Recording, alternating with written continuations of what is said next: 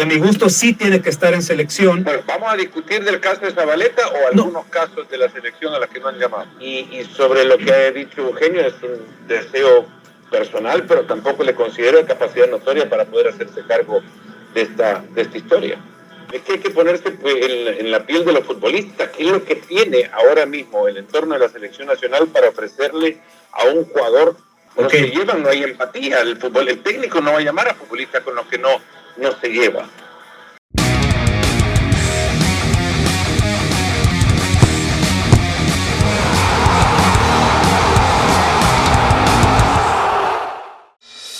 Disfruta los mejores platos a la parrilla en Puyas Grill y Bar. Recetas originales de la casa y nuestra especialidad en deliciosas parrilladas en un ambiente agradable. Además, contamos con desayunos al 2x1 de lunes a domingo desde las 7 de la mañana. En Puyas Grill y Bar también podrás cotizar para tus eventos corporativos o sociales llamando al 7743-5528. Puyas Grill y Bar se encuentra ubicado en el Centro Comercial Plaza Mundo, local 96, frente al parqueo subterráneo, costado izquierdo del Oasis. Tenemos en línea a Fernando Palomo de ESPN, le mandamos un gran saludo, nos encontramos en vivo junto a Marcial, Cristian y Carlos. ¿Cómo te va, Fernando? Un gusto saludarle, Carlos, ¿cómo están? Todo muy bien, aquí con coyuntura de selección nacional. Fernando, ¿dónde te encontramos? ¿Dónde andas en este momento? En casa ahora, así que quietos, justo porque fecha FIFA, nos toca quedarnos bastante quietos. Perfecto. A ver, desde esa tranquilidad que tenés en tu casa, Fernando, quisiéramos que profundizaras un poco más en ese tuit que te leímos sobre Eric Zabaleta. Bueno, a ver cuánto se puede profundizar. La sensación que me generó escribirlo al principio fue un poco ya de frustración de ver cómo mucha gente todavía sigue reclamando por futbolistas que no quieren vestir la camiseta nacional, y creo que llega un momento donde también hasta el mismo aficionado debe sentir un poco de orgullo propio, ¿no? Y entender que la selección, si bien es un grupo o colección de futbolistas que van cambiando de acuerdo al paso de las generaciones, también es una institución, o creo que es más una institución, que es ocupada por transeúntes momentáneos, no tiene figuras instaladas o a las que les pertenezca estar en la selección, mucho menos futbolistas que no quieren estar, ¿no? Y ese fue el origen o el génesis del tweet. Ahora, Fernando, te voy a leer o comentar, digamos, una contraargumento de lo que estás planteando, que lo dice la afición, y es que no tenemos muchos jugadores como Zabaleta. Fernando. ¿Quién es la afición? ¿Tiene nombre? Tendría que buscarte 1, 2, 3, 4 usuarios, pero son muchos los que han dado este argumento, Fernando, que no tenemos muchos zagueros como Eric, más allá de que no está jugando ahorita con el Galaxy, porque los números están ahí a la vista. Tú lo decías, 10 minutos por partido en los últimos... 60 minutos de fútbol en los últimos 6 meses. Pero aún así, no tenemos zagueros de ese calibre en selección, Fernando. Y tampoco tenemos delantera como Messi. Messi no quiere jugar en la selección de El Salvador, ¿no?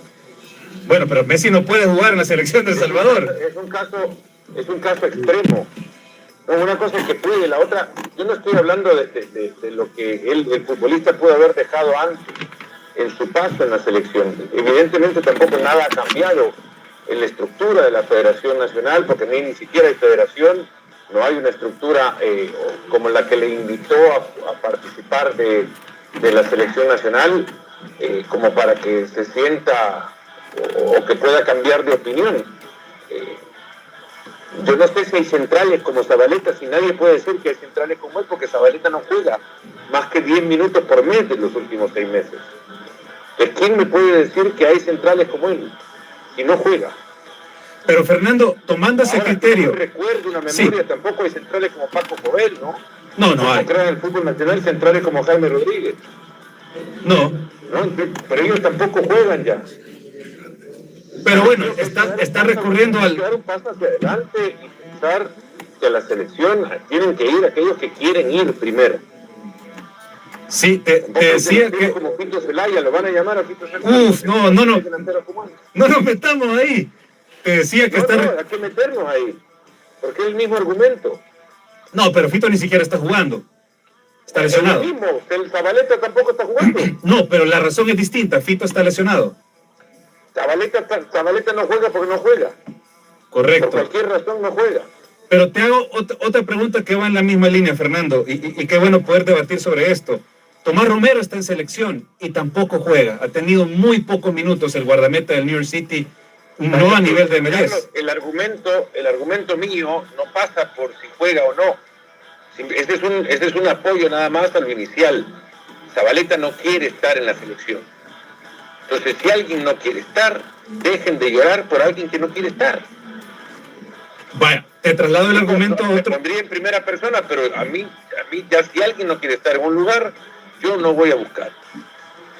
Pero ¿no te parece, Fernando, que falta un poquito de claridad en algunos casos? Voy a poner un jugador que a mi gusto sí tiene que estar en selección. Bueno, ¿vamos a discutir del caso de Zabaleta o algunos casos de la selección a la que no han llamado? No, vamos caso por caso si quieren.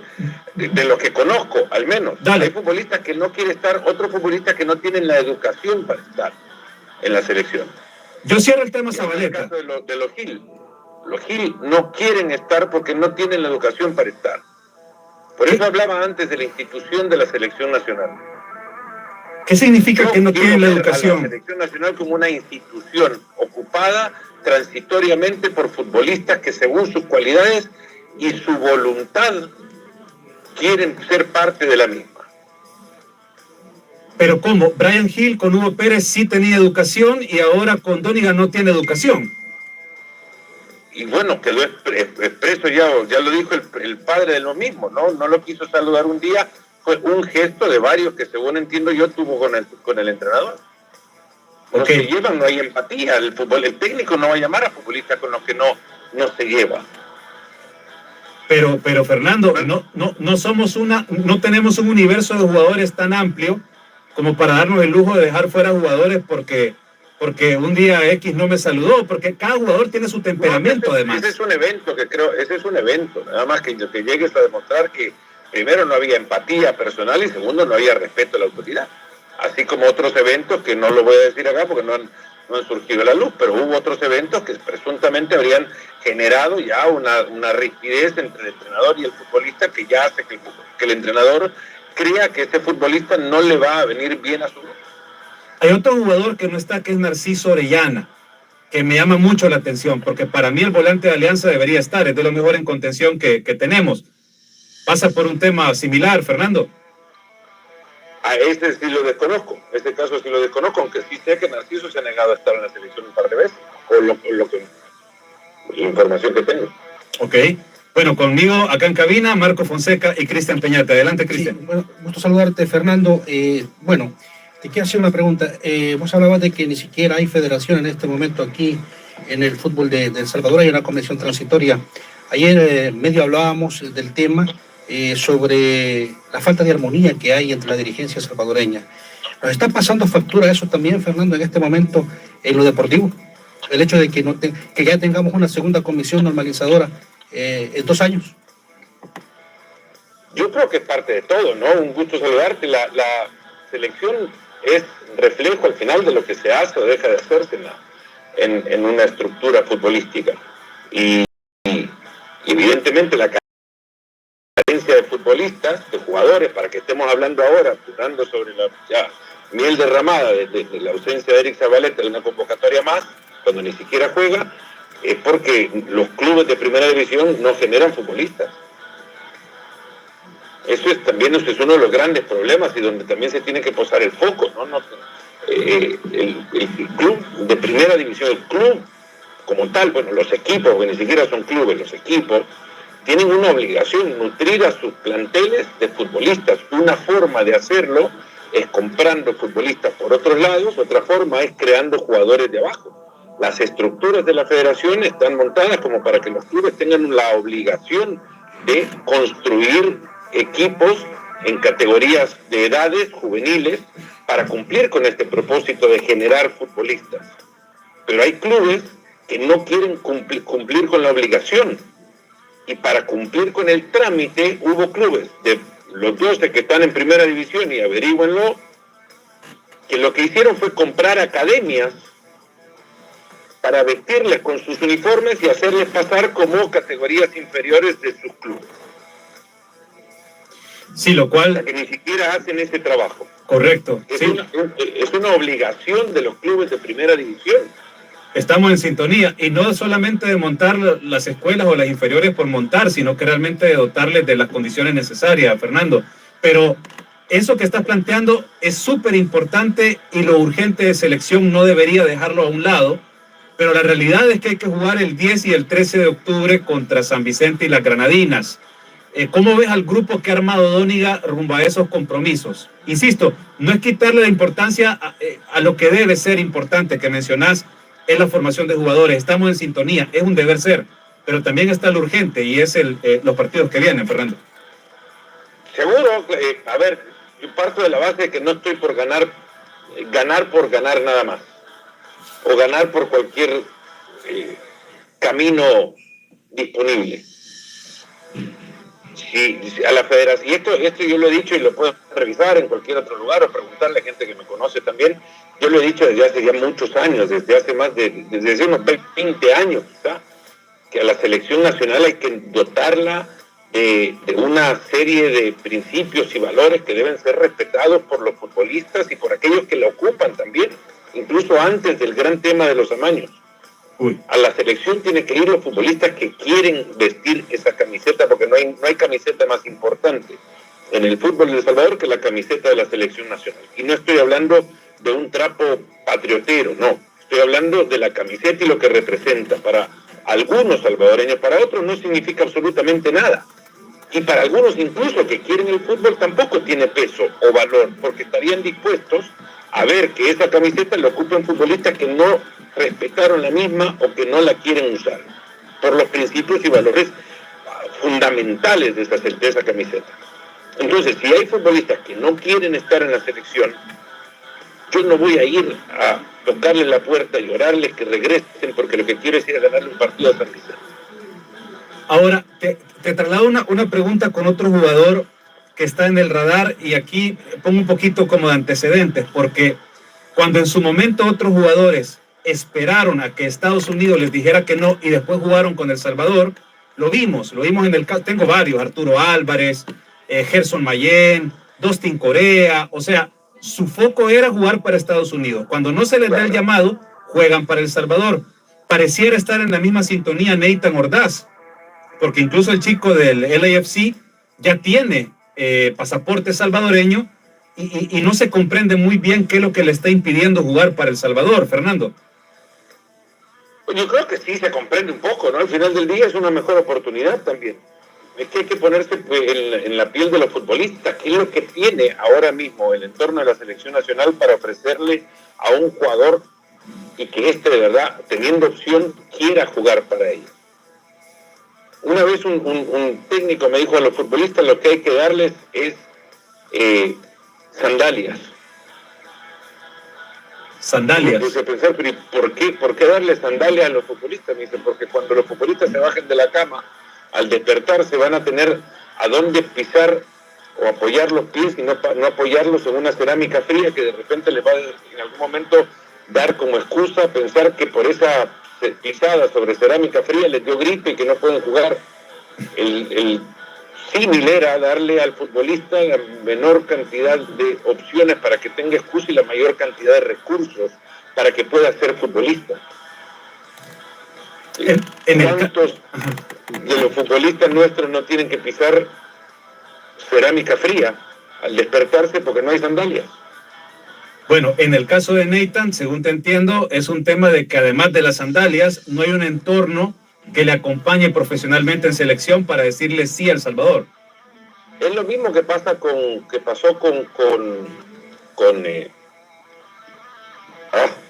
los hermanos, con Roldán, bueno, los hermanos no, uno de ellos, sí. Con Roldán y con Zabaleta. No hay en la selección en su momento tampoco un entorno profesional que les haga pensar que quieren venir a representar sin tener que pasar dolores de cabeza.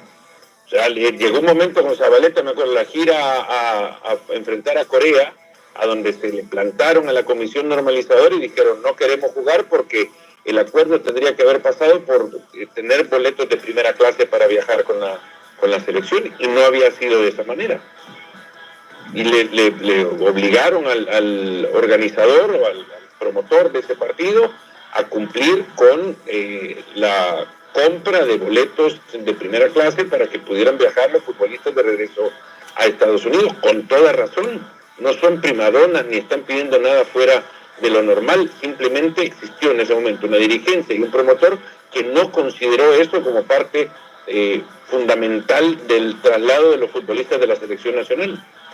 Son las condiciones necesarias, y sin embargo perdieron con Martinica en su debut en Copa Oro, Fernando. O sea, no siempre te garantiza, pues, Cristian. No, pero es que, a ver, también es un poco de ventajismo hablar de ese partido, porque al final del día, ese partido de El Salvador le llegaron 2 veces y le clavaron 2 goles, ¿no? ¿Cuántas veces llegó El Salvador para merecer un poco más que ese resultado? El fútbol no te garantiza absolutamente nada. Correcto. No hay nada garantizado, pero al menos tenés que darle las condiciones necesarias para de nuevo acercarlos a que por lo menos algo se pueda garantizar, y es que los futbolistas lleguen a los partidos bien físicamente y de la cabeza y con la cabeza limpia. Fernando, no sé si has visto la lista de convocados de Donny Galara, y si la has visto, pues, ¿crees que con eso nos alcanza para derrotar a San Vicente? Y no sé si vos ves como una obligación también que el técnico termine con 18 puntos en esta Liga B de Naciones. Mira, no quiero hacer una disección un análisis siquiera ni básico alguno de la lista, porque definitivamente yo no he visto lo que Dóniga ha visto de los futbolistas nacionales, y por desconocimiento podría decir claramente que respeto lo que ha convocado, pero sostengo igualmente, por el caso puntual de un futbolista sobre todo, y por el debate que esto ha generado, lo que he dicho sobre Zabaleta. Simplemente podría respetar e incluso llegar a creer que no hay centrales como Zabaleta en la selección, pero ante eso mismo tendríamos que tener un poquitito más de amor propio y decir, si hay uno que no quiere estar y ese es el que vamos a ir a llorarle para que vuelva. No tengo nada contra Zabaleta, ojo, pero si Zabaleta viene mañana y dice, quiero volver a estar en la selección nacional, entonces estoy para que lo llamen. Perfecto. Pero igualmente cuestionaría cómo es que se le llama a un futbolista o pensaría que si lo ponen de titular, lo primero que voy a hacer es dudar en su estado deportivo, porque no ha jugado más que lo que antes se ha dicho, ¿no? Las estadísticas de los últimos 6 meses. Correcto. Fernando, nos acompaña en cabina Marco Fonseca. Adelante, Marco. Buenas tardes, Fernando. Quiero reiterarte la pregunta que te hizo Cristian, si Dóniga está obligado a ganar los 18 puntos, y también quiero hacerte otra al mismo tiempo. ¿Por qué al Salvador le está costando tanto cerrar los partidos? Tomando como referencia el último que se jugó contra Bonaire, que le ganó 2-1, pero que al final sufrió para sacar el resultado. Bueno, yo creo que sobre lo segundo es partir de lo que antes hablábamos, también un poco la responsabilidad que tienen los clubes. Al final del día hay dinámicas de juego, y no estoy hablando de las calidades técnicas de los equipos a los que enfrenta El Salvador, sino ya casi a calidad atlética o capacidad atlética la que impone o imprime una dinámica de juego diferente a la que no están acostumbrados los futbolistas nacionales. Yo podría creer que se enfrenten a un equipo que no toca en ningún momento la pelota, pero que atléticamente te cubre todos los espacios, te obliga a mover la pelota con una velocidad a la que no están acostumbrados, y al final del día también se le va terminando el tanque físico, y le cuesta muchísimo, aunque tengan cambios para realizar, le cuesta mucho mantenerse en la cancha 90 minutos de los partidos. Miren que hay técnicos de selecciones que han ido ya a mundiales y de nuestra región además, que están vueltos locos viendo cómo hacen para que sus futbolistas mantengan la concentración 90 minutos de partido, y eso que no tienen que lidiar con el problema nuestro, que es una liga mediocre, porque no convocan futbolistas de su liga, traen a todos de afuera prácticamente, y tienen que sufrir con eso, cerrar partidos, porque se les escapa el pájaro. Esa es una realidad, y no dudo que eso mismo pase sin conocerlo, porque es difícil encontrar en Dóniga respuestas a ese tipo de preguntas, pero no dudo que este tipo de cosas pasen también en la selección nacional. Y lo otro, yo creo que nadie está obligado a nada. la palabra obligación a mí me cuesta, pero sí creo que El Salvador debería tener mejores futbolistas que los que tienen los equipos a los que va a enfrentar en este tramo de eliminatorio. Fernando, ampliando la mirada, saliendo de la coyuntura de selección nacional, bueno, está instalada una comisión normalizadora 2, ¿verdad? Después de la anterior que tuvo como presidente a Sáenz Marinero.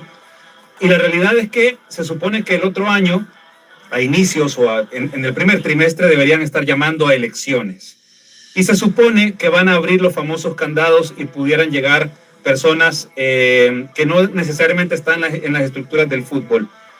¿Quién o quiénes estarían en tu radar como para llegar con las credenciales necesarias a encargarse de la presidencia de la FESFUT?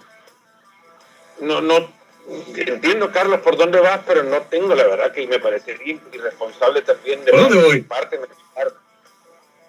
mencionar nombres y casi comprometerles a que después les vayan a preguntar si están interesados o no.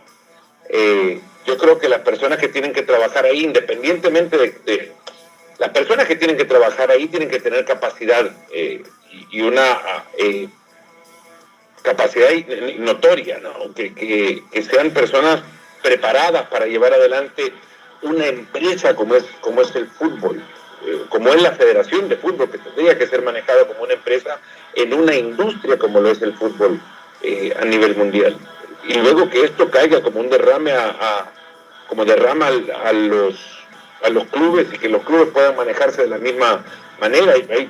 Hay muchas cosas que incluso la Comisión Normalizadora, la primera, lo que hizo y me pareció bastante bien es apegar los reglamentos a las competencias y que se cumplieran los mismos. Creo que han hecho una tarea importante en el tema del licenciamiento, que es una deuda enorme que tiene la primera división con el reglamento del fútbol mundial, porque esto viene del licenciamiento, no es una construcción hecha por la Comisión Normalizadora, sino ya son lineamientos de CAF, CONCACAF y FIFA, y no se cumplen en nuestro país, y creo que apegar a los clubes a la obligación de cumplirlos es algo que hizo bien la Comisión Normalizadora. Lo otro, yo creo que podríamos encontrarnos, y se lo contaba a un colega tuyo en estos días, a los mejores estatutos, podrían enmarcar los estatutos en el Museo del Louvre, si quieren, pero nada va a pasar si no cambia la ley del deporte. Pero la ley del deporte, para cambiarla, hay un procedimiento en la Asamblea Legislativa, o sea, no es del día para el otro, Fernando. Pues una vez que cambie la ley del deporte, podrán entrar a trabajar los estatutos, porque hasta que no cambie la ley del deporte, FIFA no va a reconocer una federación de El Salvador, siempre y cuando existe injerencia o la posibilidad abierta a partir de la ley del deporte o que esta pese sobre los estatutos FIFA, a que el gobierno tenga injerencia en una cuestión de la Federación de Fútbol. Pero la ley del deporte, Fernando, no hay ningún tipo de esfuerzo, lineamiento o impulso por parte del INDES o cualquier otra fuerza política para que ello cambie. No hay absolutamente nada en función de que la ley se cambie. Te lo digo de primera mano. Bueno, yo no estaría tan convencido de ello. ¿Por qué? Pero sí entiendo, porque no estaría tan convencido que no hay impulso, porque lo que yo sé es que sí los hay. Ok.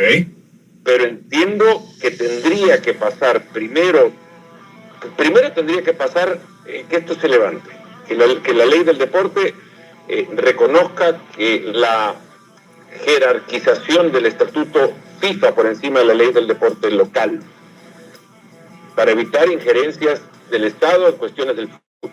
Que es así en todo el mundo. Perdón. Que es así en todo el mundo, te digo. Dale. Es así en el mundo, incluso hasta donde pueden entrar en comunión, en actuación común.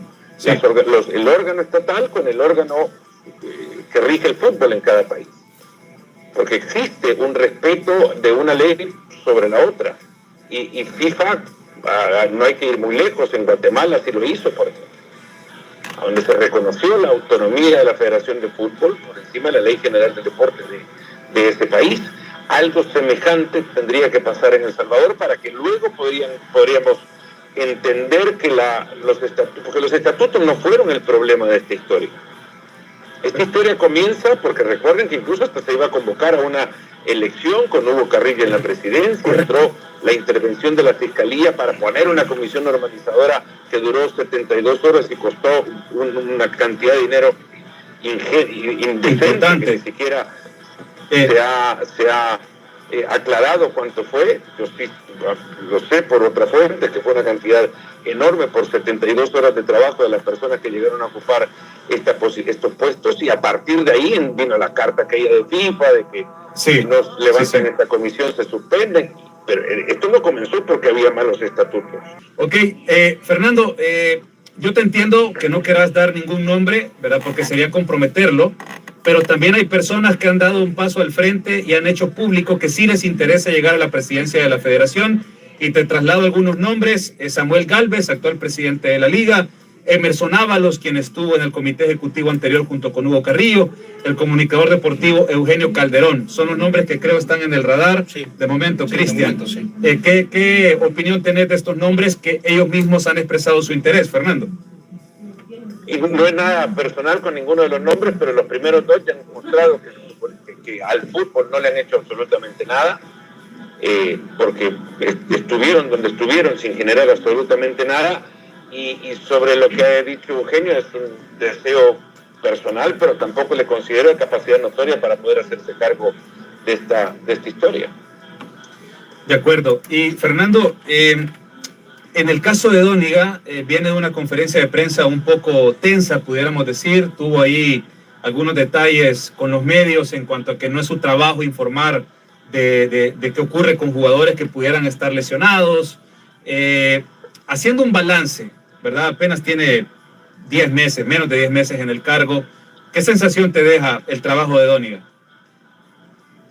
Bueno, ha tenido que lidiar con una tarea complicadísima, porque al final él llega a rescatar lo que había quedado tirado por Rubén de la Barrera, de que ya nadie se habla, porque ya sabemos qué capacidad tiene. Innombrable. Y además a lidiar...